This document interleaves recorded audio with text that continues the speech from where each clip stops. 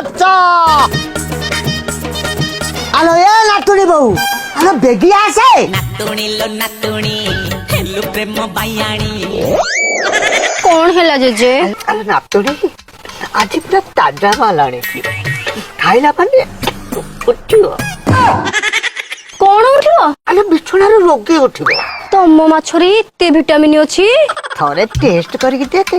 ଆଲୋ 5 ବର୍ଷ ହେଲା ଯୋଉ ଖୁସିରୁ ବଞ୍ଚିତ ଅଛୁ ସେ ଖୁସି ପୁରା ତୁରନ୍ତ ପାଇବୁ। ତମେ ଦେଲେ ମୁଁ କଣ ମନା କରିବି?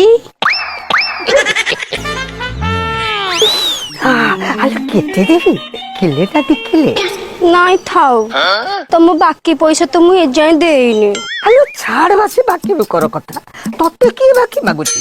ହେଇଛି ଥରେ ଯଦି ମୋ ଆଡେ ନଜର ରଖିବୁ ନା ତୋର ମୁଁ ସବୁ ଅଭାବ ପୂରଣ କରିଦେବି।